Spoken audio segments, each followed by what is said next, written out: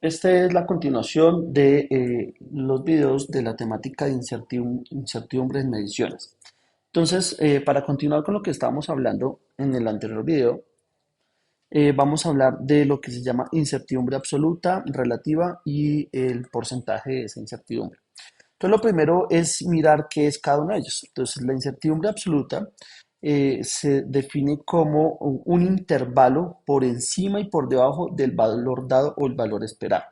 Entonces, para los elementos que son análogos, por ejemplo, un termómetro como estos, entonces voy a decir que, por ejemplo, si el termómetro va de 1 grado a 1 grado, esa es su escala de medición, entonces hay una regla que dice que el error de ese instrumento está en la escala menor, que en este caso es de 1 grado a otro grado, dividido entre 2. Entonces, en este caso, 1 grado dividido entre 2, pues me va a quedar que es 0,5 grados. Y entonces puede ser por encima, por debajo, o sea, más o menos del este. ¿Qué quiere decir esto? Que si yo tengo una medida de 20 grados centígrados, puede ser 20,5 grados o puede ser 19,5 grados, en este caso del ejemplo del termómetro análogo.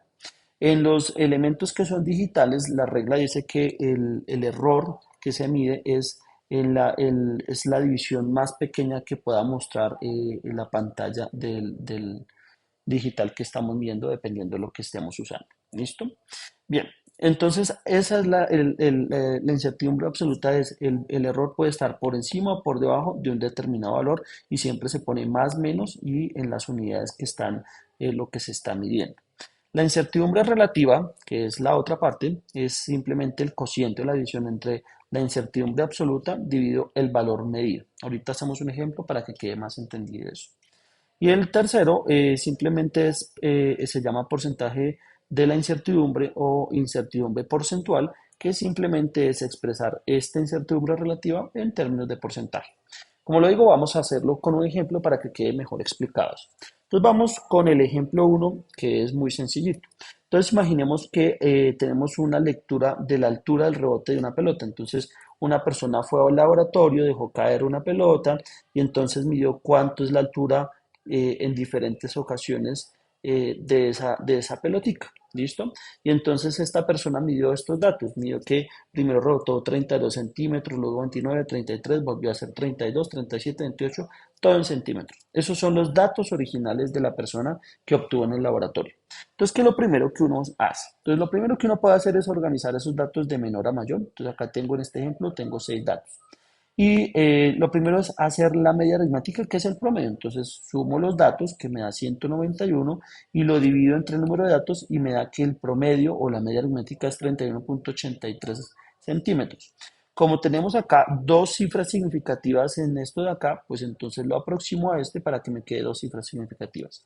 Entonces tendríamos que en este caso, con cifras significativas, la media aritmética o el promedio de todos estos datos es de 32 centímetros. Eso es lo básico. Ahora vamos a mirar cómo hallamos la incertidumbre absoluta. Después de que ya hayamos hecho la media de los datos, lo que se hace es esto, el rango entre el menor y el mayor dato. Entonces, si nos fijamos entre estos datos que tenemos acá, el dato mayor es 37 y el dato menor es 28. Entonces, el rango entre esos, la diferencia, me da 9. Entonces la regla nos dice que este de acá lo dividamos entre dos. Entonces me queda que es más menos, se pone así, y pues en este caso me da que es 4,5. ¿Listo? Ese es como el error de los datos cuando uno toma varias mediciones. Entonces, ¿qué se puede poner? ¿Cuál sería ahí la incertidumbre absoluta o el error absoluto? Se pone el promedio, que fue 32, y le pone más menos 4,5. Eso quiere decir que yo podría tener un déficit, un dato de 36,5 hasta 27,5. Es un rango que me da este dato de acá. ¿Listo? Ese es el error absoluto. El error relativo o la incertidumbre relativa, que es esta de acá, ¿sí? Esta de acá, es simplemente dividir el error absoluto que nos dio en el punto anterior dividido el promedio que nos dio en 32. Y esto me da que es 0,14. Y el error porcentual o el porcentaje de incertidumbre, que es este de acá, es simplemente ponerlo en términos de porcentaje, lo multiplico por 100 y me queda que el error en este caso de los datos es del 14%. Entonces uno puede ponerlo así o puede poner 32 con el 14% de incertidumbre o de error según los datos o las mediciones que tengamos. ¿Listo? Vamos a mirar otro ejemplo como para que nos quede bien entendido el procedimiento que se hace. Entonces miremos el ejemplo número 2. En el ejemplo número 2 tenemos 6 datos de velocidades. Alguien midió estas velocidades en metros sobre segundo. Entonces lo primero, nuevamente, le saca la media, lo suma y lo divide por el número de datos y en este caso dio 6,62 metros sobre segundo.